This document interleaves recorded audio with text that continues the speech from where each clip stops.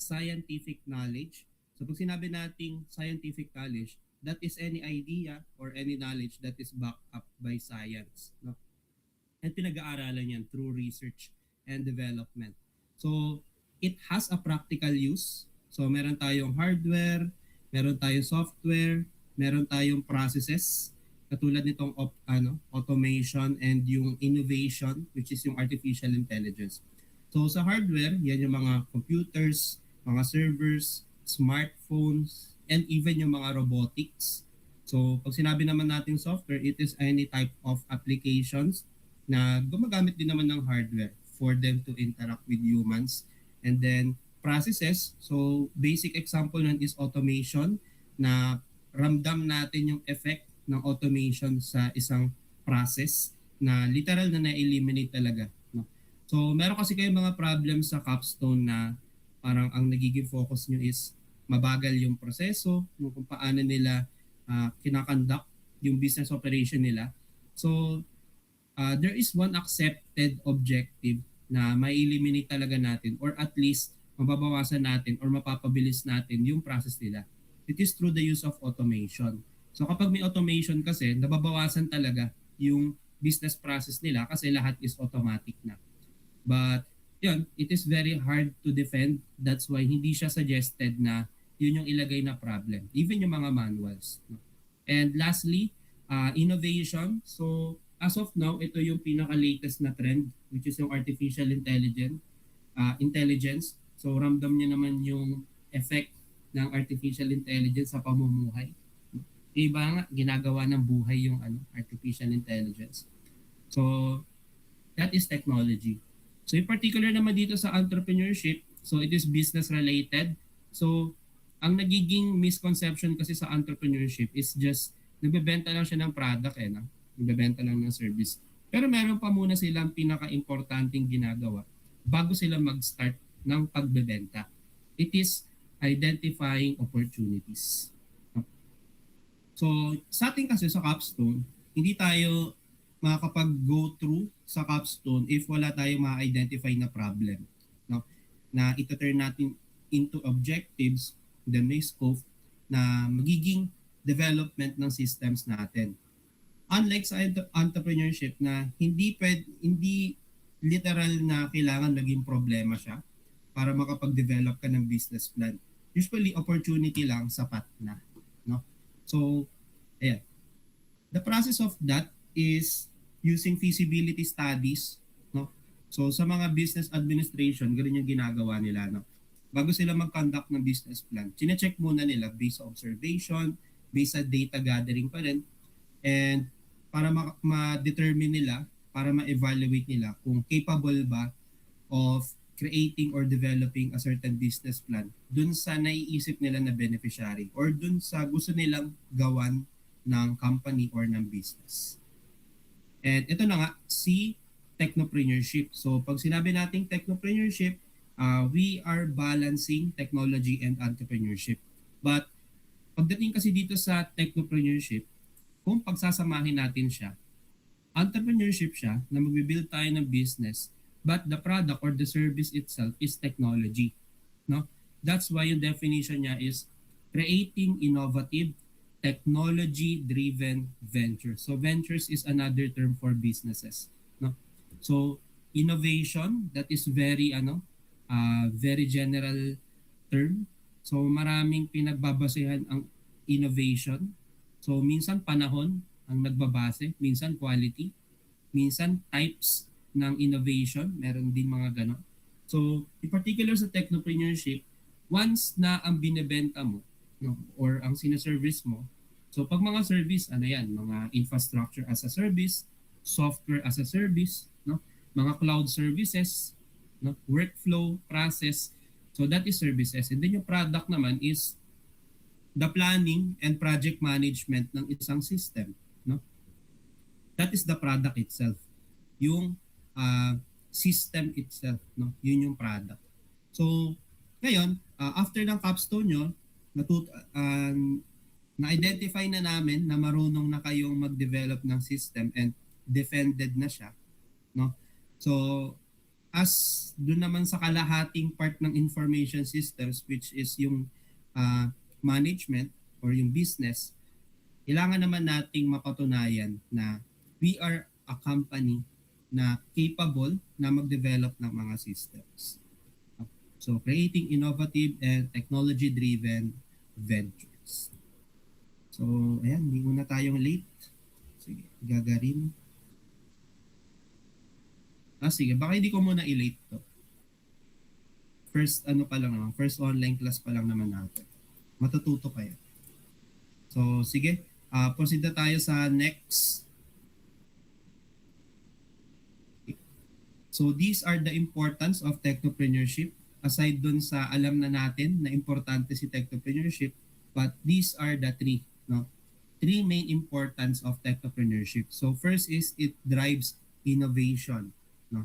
So, innovation is a term na ginagamit natin to replace an alternative or yung current na kung ano man yung trend. No? Minsan nag-i-innovate siya once na disruptive yung nagiging effect. No?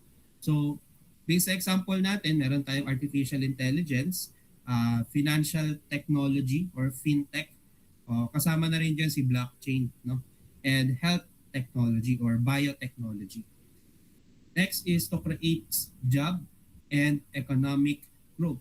So once na nag-develop ka ng isang company na ang CEO mo is a technopreneur, so dalawang klaseng job agad yung nabibigay mo. So isang job na pang computer studies and yung isang career na pang businesses. No?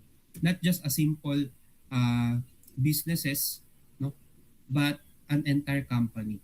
And lastly, so through the use of technology, we were able to solve real world problems, no? So development ng smart cities so sa ibang bansa, no? Automation sa mga certain processes and cybersecurity, no? For added protection and security sa mga data natin. So sa tingin ko dito sa real world problems, ang sana na nai-implement dito sa Pilipinas will be the automation. So in particular sa mga government services, no?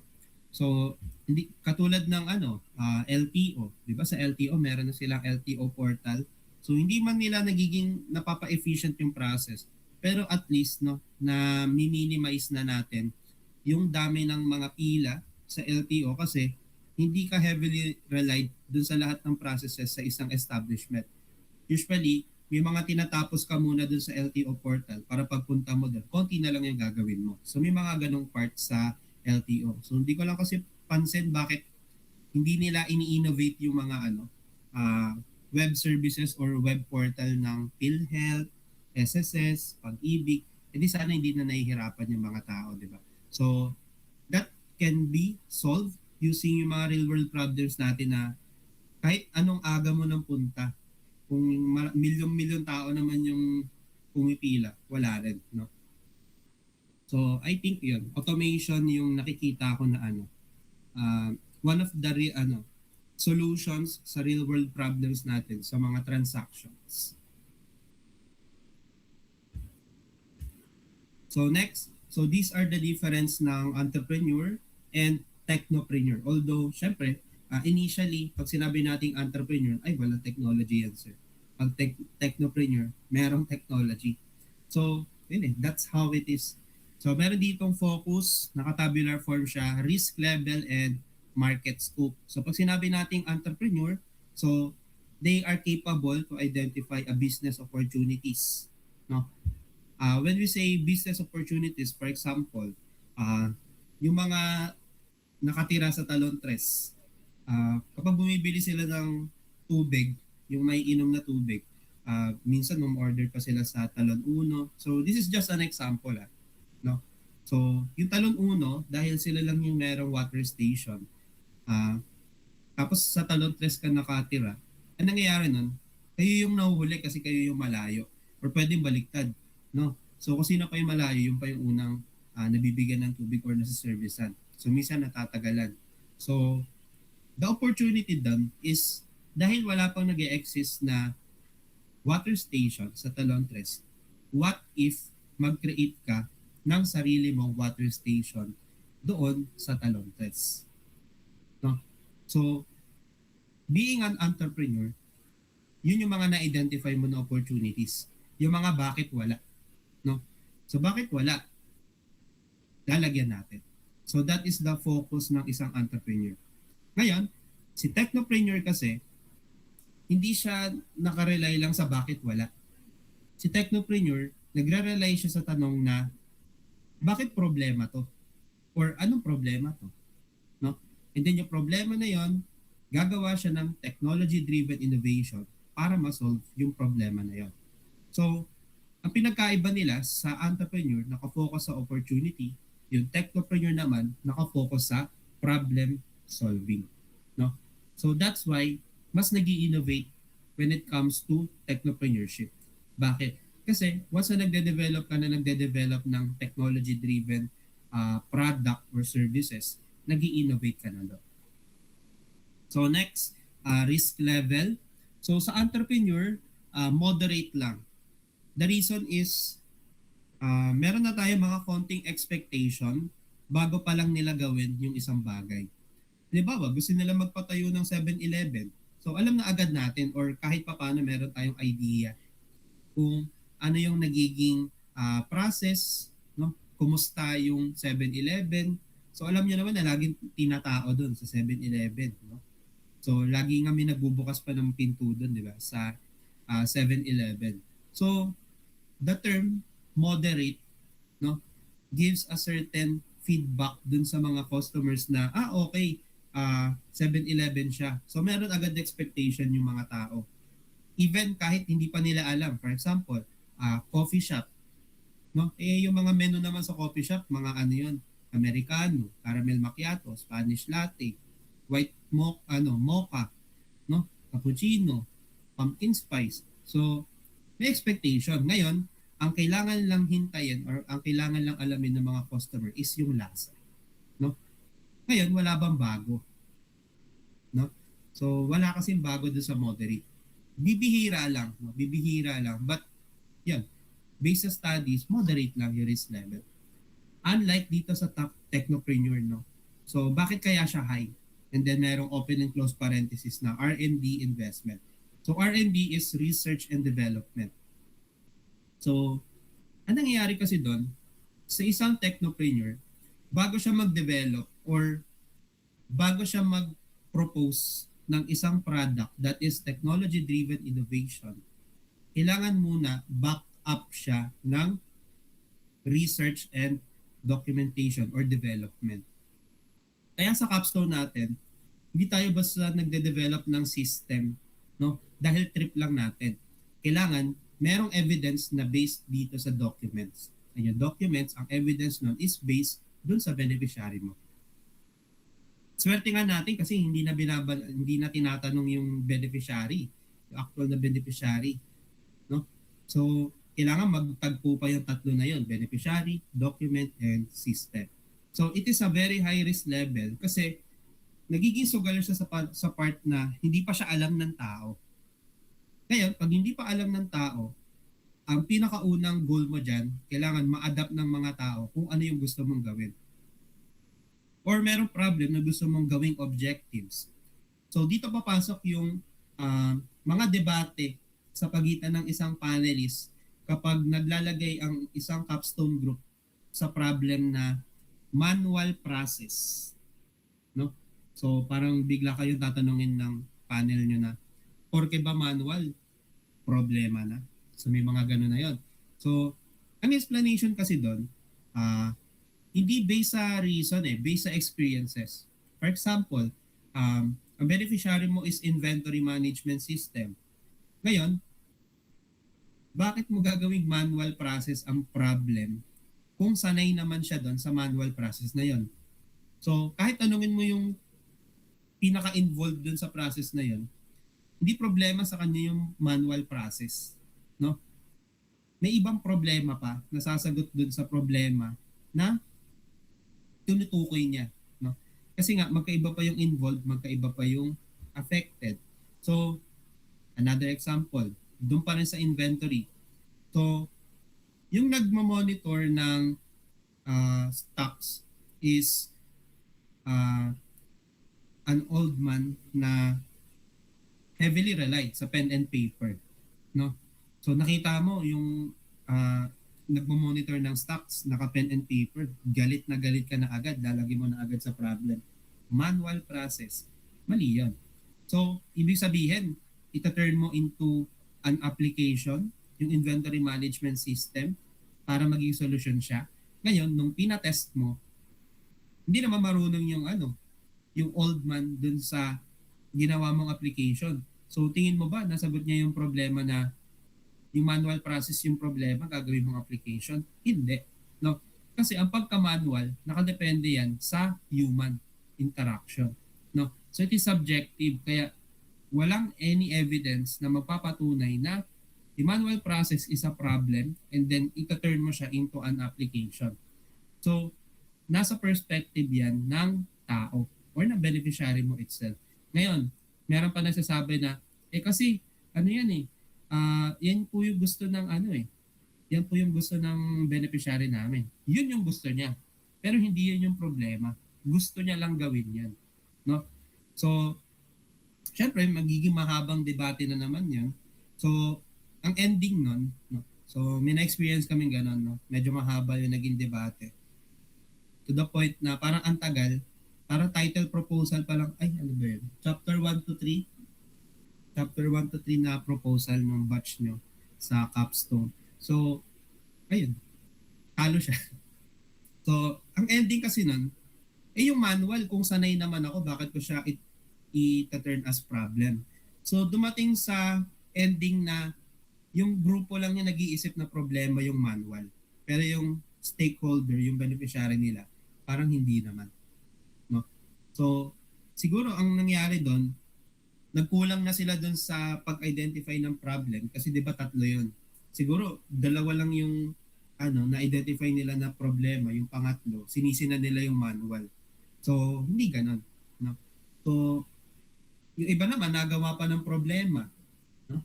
So, hindi naman naiisip ng beneficiary, nagiging problema sa kanya. No? So, kaya uncertain, no? Kaya uncertain ang risk level ng technopreneur. Kasi unang-una, kailangan tama yung pag-identify mo sa problema. Ngayon, pag mali ang pag-identify mo sa problema, lahat ng mga gagawin mo next, mali na yon. Kasi nagsimula ka sa mali. Kaya yung risk level is very high kasi heavily invested ang technopreneurs sa research and development. Kailangan pulidong-pulido na yung research and development nila bago pa lang sila magbenta. No, hindi katulad sa moderate na, okay, establishment tayo na, bibili na ako ng supply, okay na. No? So, as simple as that. So, may mga konting calculation lang pagdating ng financial statements. No? But, overall, yung risk level is moderate kasi napag-aaralan yan. Ang technopreneur, kahit ang dami mo na pinag-aralan, hindi ka sigurado na effective siya. So, that is the difference between entrepreneur and technopreneur. And lastly, market scope. No? So, ang market scope ng entrepreneur can be local lang. So, ibig sabihin, basta meron kang business, initially, available lang siya local. No? So, unlike sa technopreneur na nag-i-innovate using technological-driven innovation, pwedeng service ang ibabenta mo and then ang kliyente mo is other country. That's why often global ang market scope ng technopreneur. Kasi sumasagot siya sa problema ng mga tao. Hindi siya sumasagot sa problema ng mga Pilipino. No? So magkaiba kasi yun.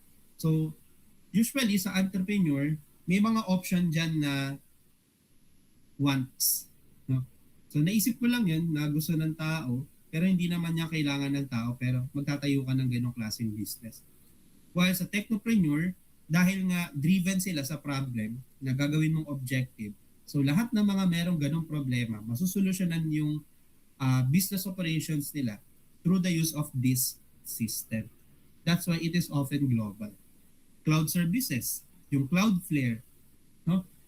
So, yung Amazon Web Services, so sa ibang bansa yun, pero bakit ina-apply dito sa Pilipinas? Because of the product itself. Available yan globally.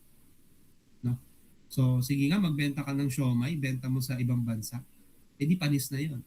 So that is the difference, no? Na entrepreneur na local and technopreneur na can be, no, can be global. So far may tanong ba dito sa ano natin, lesson natin? Wala po, sir.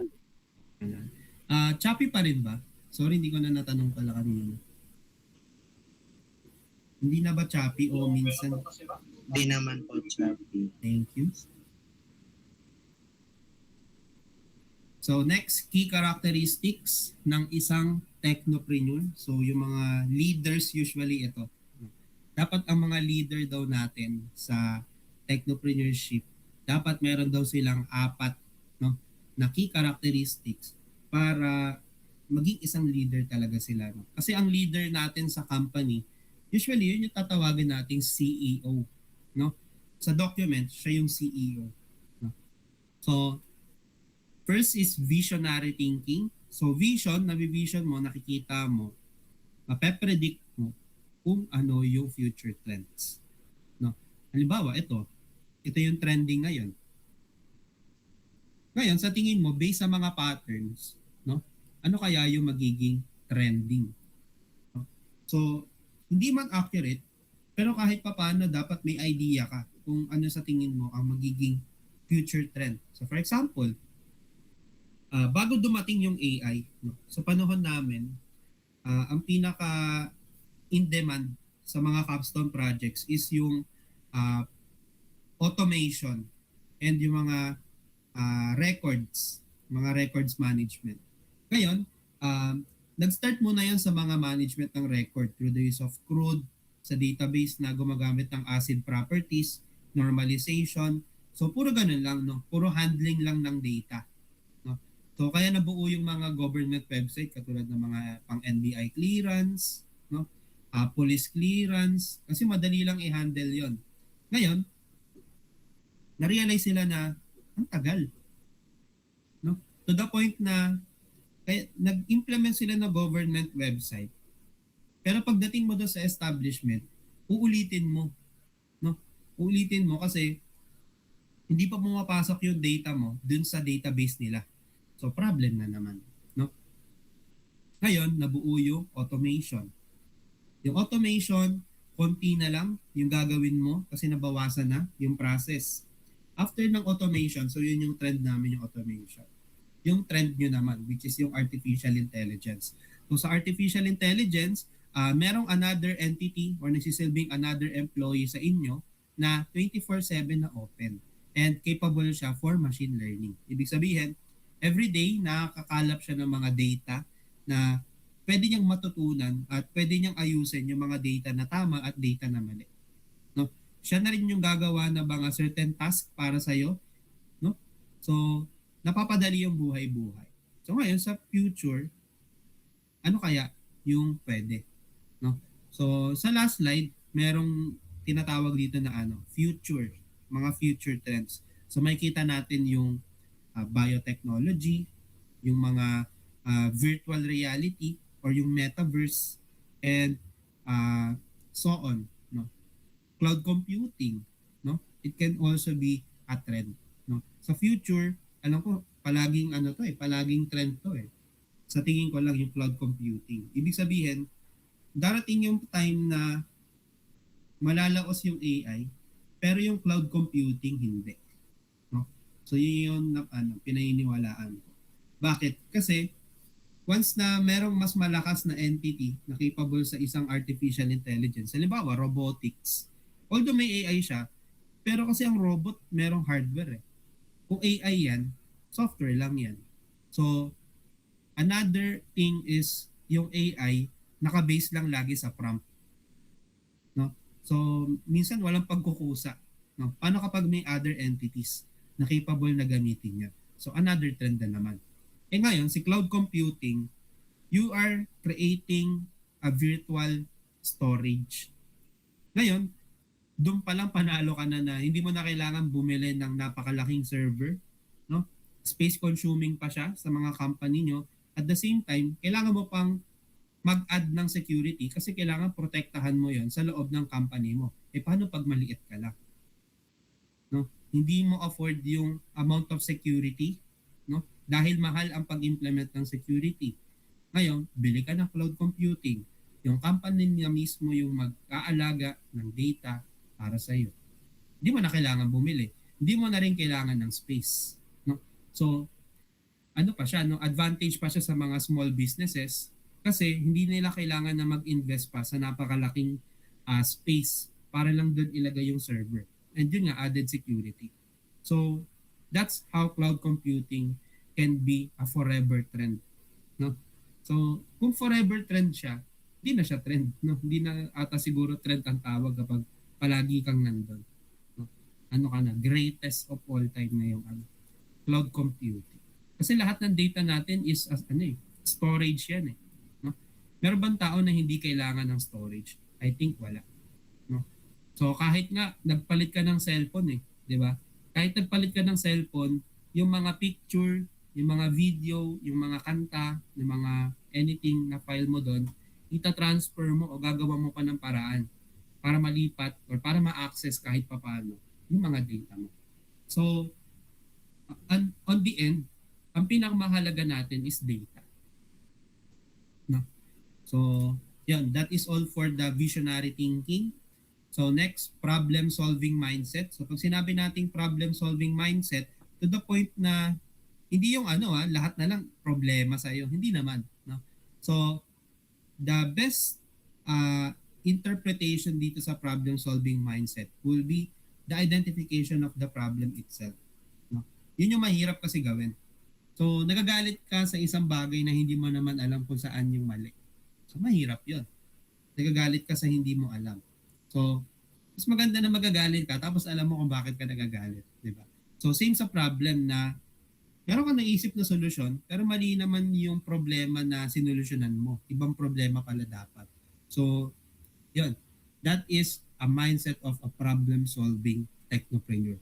So, it's just na meron lang scope ang pagiging isang problem-solving mindset ng technopreneur. It is through the use of addressing societal challenge. So, sa capstone, sige sabihin ko na sa inyo, kahit tapos na kayo mag-capstone, ang trend ngayon sa capstone is a community-based capstone project. No? So, dumating na yung time na sobrang sobrang ubos na yung mga businesses sa Las Piñas. meron ng pastilan, meron ng sangyupan, meron ng mga coffee shop, no? Ubos na lahat eh. Ngayon, what if mag-create naman tayo ng capstone project na sa tingin natin yung beneficiary is a group of people, no?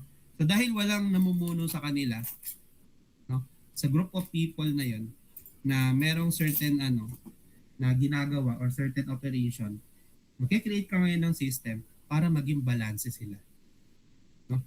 So yun yung ngayon, yun yung meta.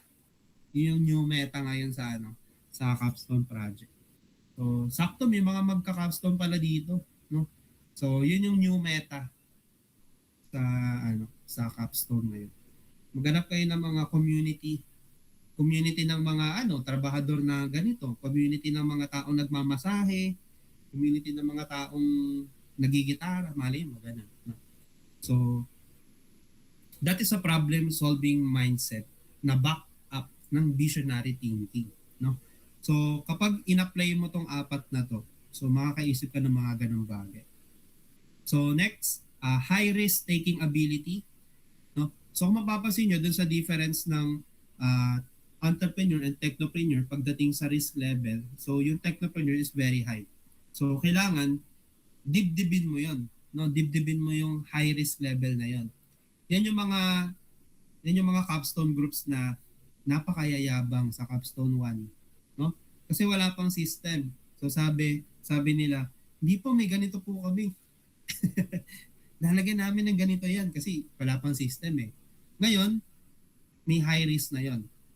Are you willing to take this risk? Ngayon, pagdating ng capstone 2, hindi pala nila makayang i-present. So, dumating yung time na ayun, no? Adjust, no? Ang ending, dun sa unang ginawa nila, hindi nila na-anticipate na mahirap pala yung gagawin. Ang ending, mahirap. No? So hindi nila kaya yung risk. So yung iba, sumuko na. So kailangan high risk taking ka. So alam mo na mahirap siyang gawin, gagawin mo ang lahat para maging ano siya. No? Para maging isang ganap na capstone project siya. So the key, no? The key characteristic ng isang high risk taking ability, no, is investment. No? Hindi yung, halimbawa, last day, tapos bago mag-defense, dami pang inaayos. Bakit dumating yung mga bakasyon, hindi mo inayos yung ano, no? Hindi mo inayos yung system mo. Minsan nagiging suggestion namin na sa Capstone 1, bakasyon pa lang, simulan mo na yung system.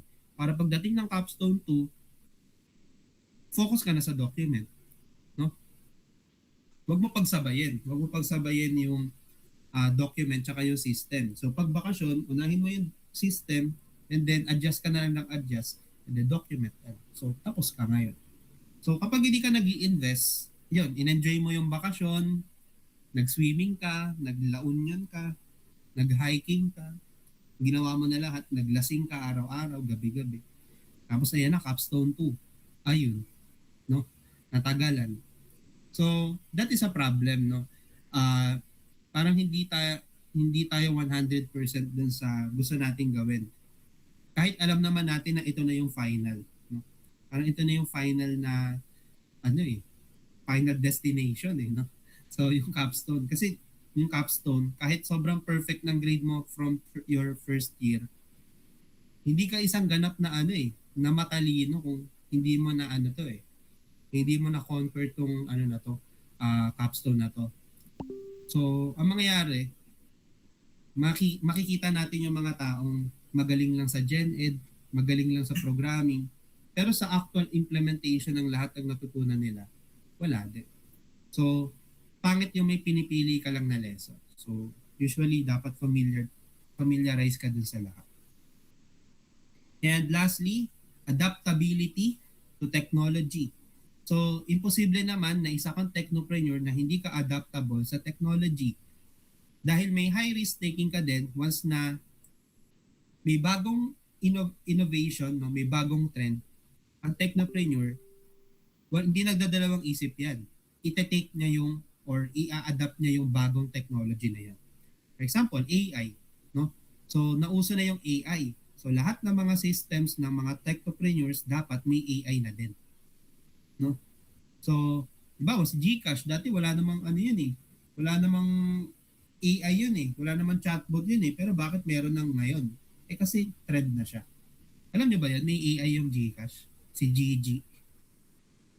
So, yun lang naman. So, it should be adaptable sa any changes sa technology.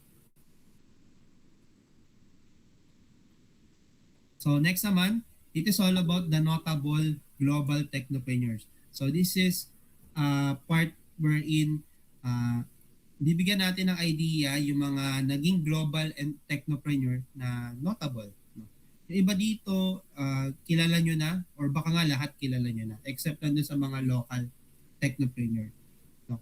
So, sige, start na tayo. Ayan. So, the first person that appears in the global technopreneurship is Elon Musk. No? So, si Elon Musk is a technopreneur na nag-develop ng Tesla, SpaceX, and Neuralink. So, si Tesla is for electric vehicle, SpaceX is for space travel, and Neuralink is for AI research, no? Deep dive AI research. So, marami naman nakakakilala dito kay Elon Musk. So, high risk taking, no, si Elon Musk kasi yung electric vehicle, ang hirap kalabanin ng mga ng mga vehicles na pinapaandar using gas, no, diesel, no? Kasi dati na siyang nakakasanayan. Kumbaga 50 years ago, baka if not 100 years ago, ganun na talaga yung vehicle. Ngayon, inaccept niya yung risk na some will disagree doon sa idea nila, but tinaman naman na siya ngayon, di ba? So, nag-benefit yung tinake niya na risk. That's why, ayun, sunod-sunod yung beneficial niya. So, next, space travel. No? So, ano niya rin, founder rin siya. Mahilig si Elon Musk sa mga sa mga bagay na hindi minsan naiisip ng mga tao. Tulad ngayon, nag-i-invest sa mga space travel. So ngayon, nagiging interesado na tuloy yung mga tao, no? Sa kung ano ba talaga itsura ng mga heavenly bodies, no? Outside Earth. So, yan, minsan sa Robinson nagkakaroon na ng telescope, yung Hubble Space Telescope, no? Because of that reason. And lastly, AI research. So, heavily invested si Elon Musk sa AI research to the point na nag-create siya ng team which is what we call Neuralink. So, that's all about Elon Musk. Yung birthday niya, yung mga asawa niya, yung mga anak niya, hindi na natin focus yun. So, next, si Jeff Bezos. So, kilala naman natin yung Amazon. And yun, si Jeff Bezos meron pa siyang dinevelop which is yung Blue Origin. Yung Blue Origin is space rin, no? For space travel. Ayan, ganyan yung itsura ng niya, ng rocket niya, parang mic, no? So si Jeff Bezos is founder siya ng e-commerce revolution which is yung Amazon, no? So aside dun sa web services na ino-offer ni Amazon, so mas kilala talaga si Jeff Bezos sa Amazon e-commerce to the point na halos lahat ng bansa alam yung Amazon. Pero hindi lahat ng bansa alam yung Shopee, Lazada. No? Siguro yung Alibaba, possible. But si Jeff Bezos, Amazon pa lang, okay na. So baka nga meron dito nagtrabaho sa Amazon eh. Or yun yung nila, yung OJT nila ngayon, Amazon. So that is a very big e-commerce. And yan, cloud computing which is yung Amazon Web Services, and yan yung space traveling which is yung Blue Origin. So ito hindi naman na to active na, no, but na-mention kasi doon na isa siyang notable, no, notable na mga global technopreneur. So ito yung last, si Bill Gates, no. Siya yung former na founder ng Microsoft, which is a technological company, no, for software development. For example, yung Windows operating system, and he is also a philanthropist. So, ilang naman, no? Kay Bill Gates, usually lahat ng mga laptop ata Windows na yung operating system talaga by default. Pero talaga kung Apple, no, naka Mac OS. So may option ka lang na mag Linux, but Linux is not a competition eh.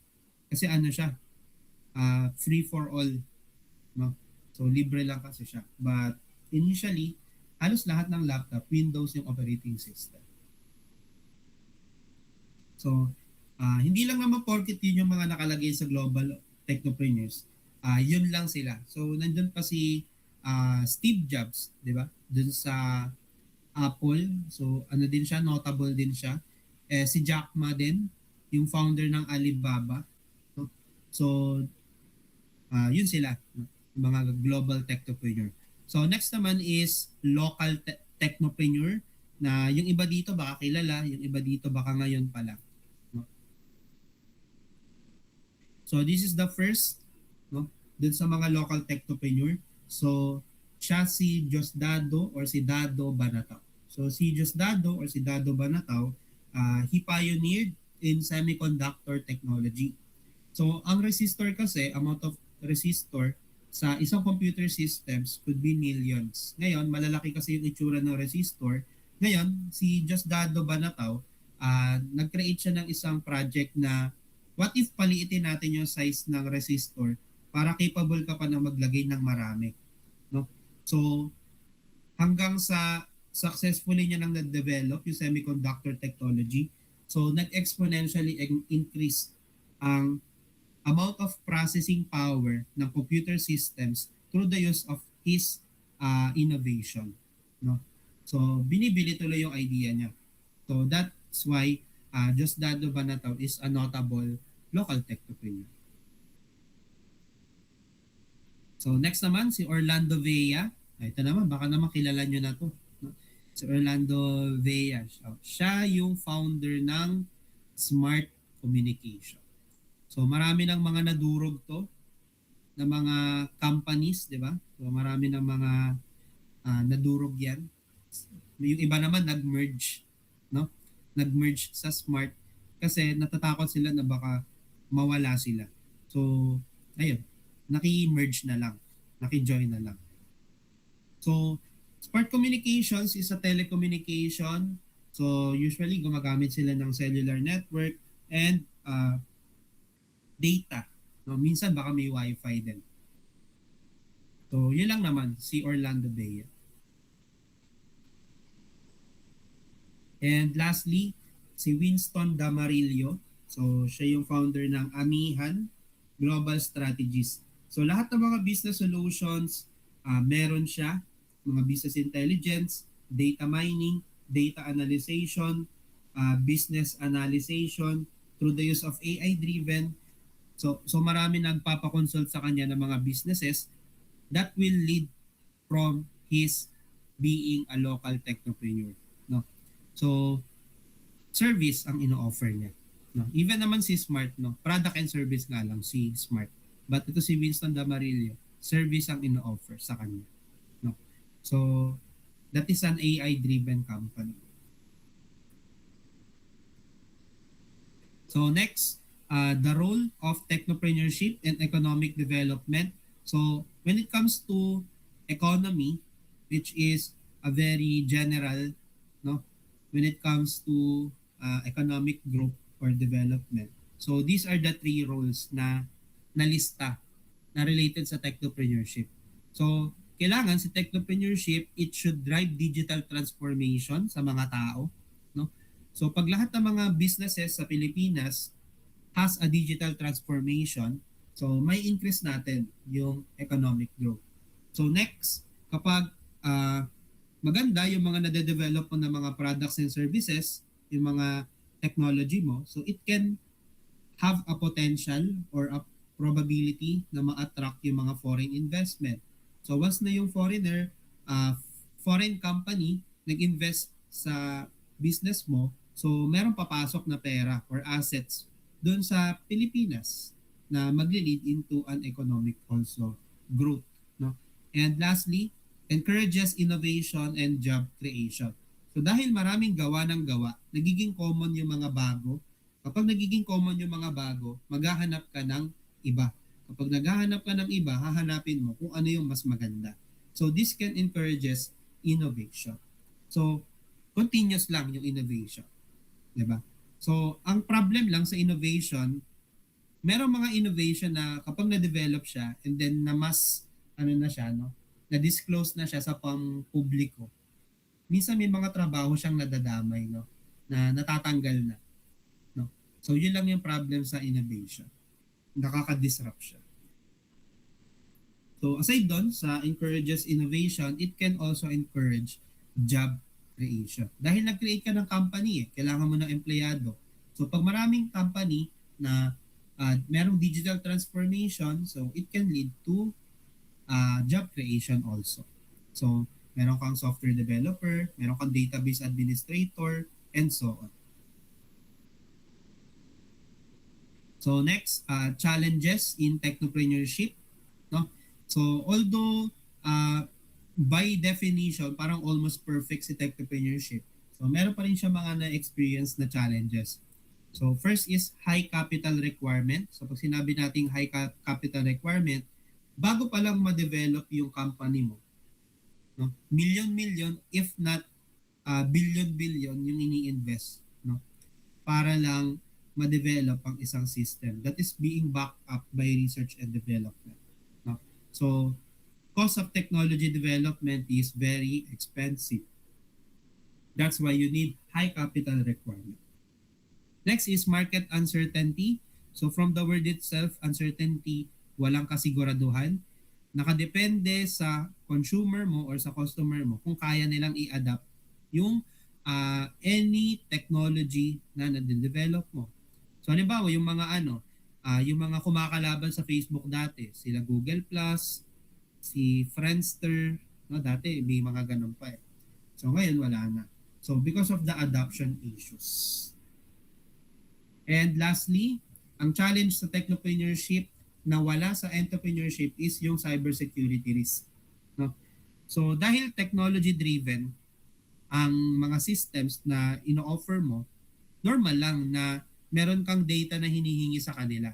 Ngayon, ang challenge doon is paano mo poprotektahan yung data na meron sa'yo. Lalo na yung mga nagbibigay ng ID ng mga application. For example, si GCash. No? Bago ka maging isang fully verified na account, kailangan mag-send ka ng ID tapos magbigay ka ng scanning ng muka. No? So, lalo na yung mga tawag doon, world up ba yun? Yung mga nagpa-scan ng mata, di ba? So, para magkapera, kung may mga ganun kayong classmate. No? So, di ba? So, data privacy yan eh. Kukunin yung retina ng mata mo. So, kailangan umaayon siya sa regulatory. Kailangan wala siyang matatamaan na problem na related sa rules and regulations ng regulatory board. So, yun lang na may mga challenges sa technopreneurship. So next, opportunity sa technopreneurship. So meaning ito yung mga trends ngayon, no? So first is AI and automation. So sa AI, artificial intelligence, meron kang isang entity na parang tao or nag-act na parang tao and then meron siyang gagawing task or activities para sa iyo. Automation, automatic process na hindi mo na kailangan ng manual intervention, na eliminate or nababawasan yung mga additional business processes. So next is blockchain and fintech, in particular sa data handling. So si blockchain is an innovative solution, in particular sa encryption ng data other than cryptography. Dati kasi cryptography yung ginagamit na method or techniques to encrypt a certain data. So ngayon naka-blockchain na. So fintech, in particular sa pag-handle ng mga transactions, especially financial transactions. So mga pambanking, no? So even mga government services. And lastly, ito hindi naman talaga rin ito mawawala, yung green tech and sustainability. So sa IT infrastructure nyo, ang tawag dyan is green computing. No? So yung green computing is any computing, itong green tech na to is any technological advancement na eco-friendly. No? So, pag sinabi nating eco-friendly, hindi masyado nagkukos ng harm sa environment. So, yan yung opportunity ngayon. So, sa case ko, parang wala pa ako na-experience na ganito sa IS na nag-develop ng green tech and sustainability. Usually, lahat kailangan ng kailangan ng electricity or parang hindi naman nila napoprove na eco-friendly yung innovation nila. So, these are the future trends in technopreneurship. So, ibig sabihin sa mga upcoming na mga capstone projects, so it could be a future trend to the point na baka ito na yung magiging basehan nila, no? On any aspects of capstone projects, if not mga masters or dissertation ng mga doctorate. So first is metaverse, no? So pag sinabi nating metaverse, you are using virtual reality para makapag-produce ng isang business operations. So for example, bibili ka ng bahay, no? So dun sa process na bibili ka ng bahay, syempre magse-set up ka ng meeting, so kailangan available kayong agents tsaka yung mismong titingin ng bahay. Ngayon, kailangan mo pa mag-invest ng time.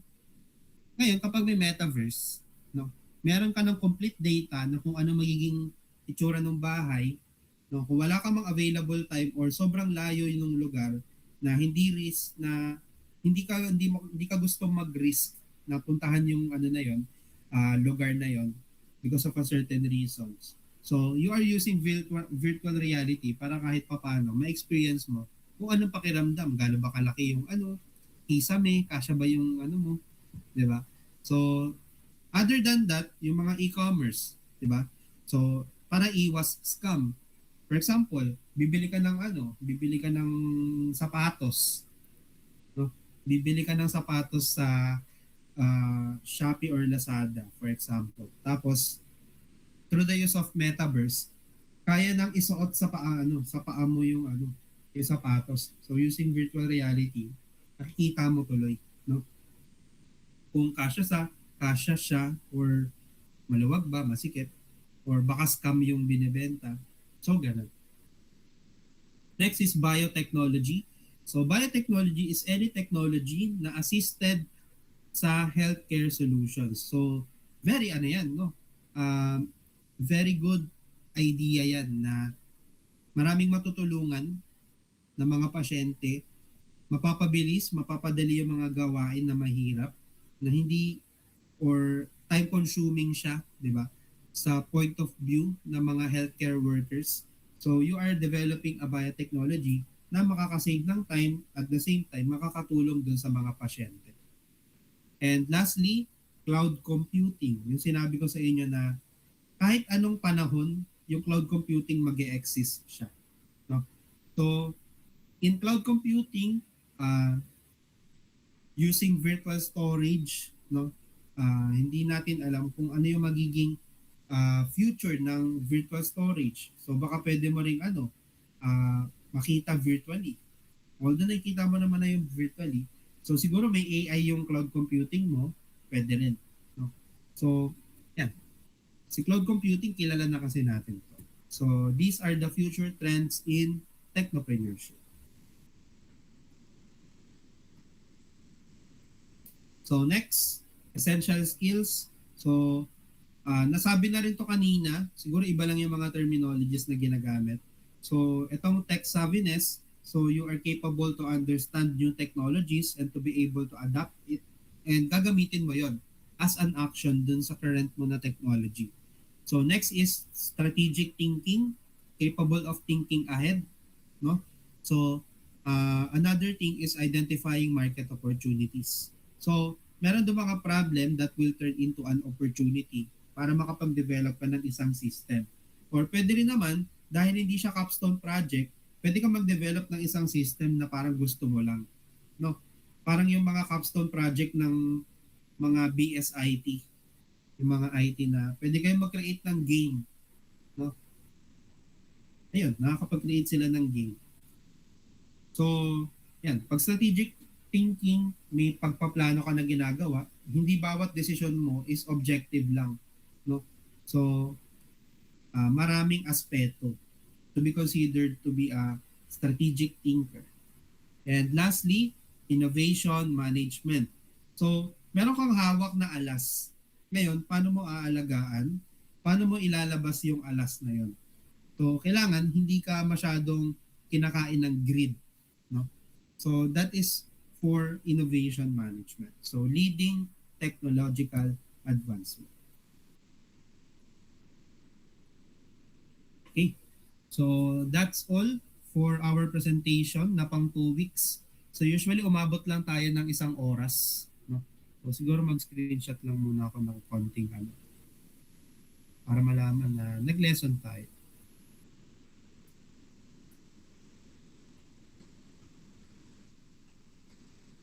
Okay. So, next is activity 1. So, activity 1 is a group activity. No? So, it is a group activity, and then tatry nyong sagutin itong mga tanong na to. So, bale, sa isang group, kayo mismo yung magsasagot. No? So, isang na lang siya, isang submission siya. So, ang nagiging diskarte dyan, challenge din kasi kung paano mag-delegate ng task, lalo na kapag marami kayo. No? So, usually, ang ginagawa dyan, using ideation or brainstorming, ang mangyayari dyan, yung leader, papasagutan muna sa mga members niya yung activity 1, and then kapag may mga magagandang puntos dun sa sagot ng member niya, kukunin ni leader.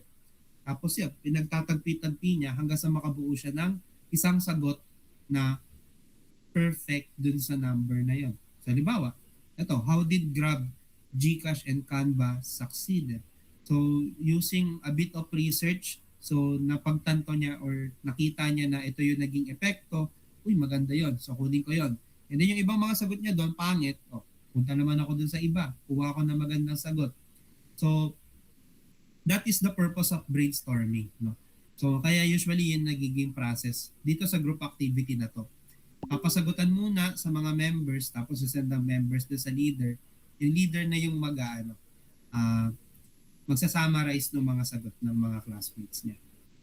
So next, what technology did they use? So in particular dito sa technology, just straight to the point na function or features lang. So halimbawa si GCash, anong technology? Cash in, cash out. Hindi yung kung ano yung ginamit niya na programming language, gumamit siya ng ganito, hindi ganon. Ano lang yung mga notable na features na sa tingin mo nag-lead sa kanila into being unestablished technology, mga application. Si Grab, si GCash at si Canva kasi meron silang meron silang iba't ibang purpose, iba't ibang technology na hindi sila pare-pareho. So last question, so what problems did they solve?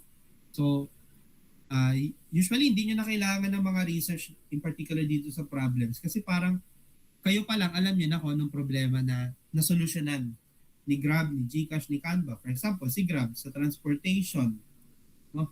Si GCash naman sa pag-handle ng pera online, no? And si Canva naman, there are some careers or jobs na palaging nagpe-present. So ngayon, through the use of modern features ng Canva, natutulungan sila lalo sa pag-create ng presentations. So mga ganong klaseng problem. So in particular sa tanong if gaano kalaki, gaano karami, siguro maximum of 2 paragraph, 2 paragraph each questions. Maximum ng 2. So may tanong ba dito sa activity 1? So deadline ng activity 1 natin next week. So next week pa natin ipapasa itong activity 1.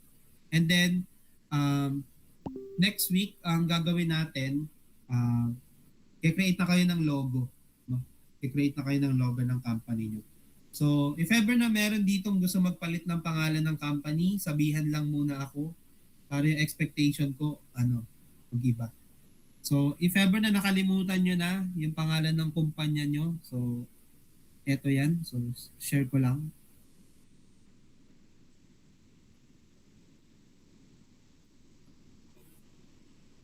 Okay.